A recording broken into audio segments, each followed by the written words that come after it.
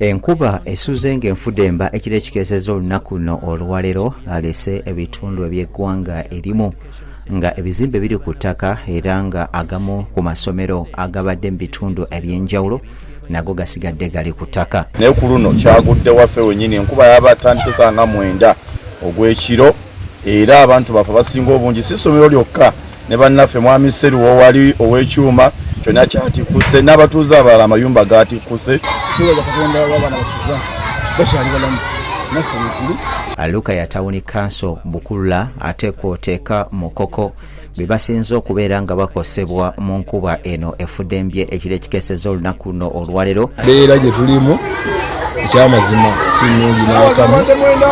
Ebizimbe by'abaana bino bimazeewo emyaka egiri 30 naye ng'empewo ebadde gye tebikusaangako n'endoza ekyaleero ate kyasusse bususse. Era ng'erese ebizimbe ebisulo by'abaana ate kwoteeka awaterekebwa ebitabo oba layibulale nga biri ku ttaka. Yabikubye ebibadde mu makirasi ebyafuliko amabanga. Aza Katonda nti abayizi baffe bonna balamu naye ng'okufiirizibwa kwa maanyi nnyo tusaba bambi ayambwe.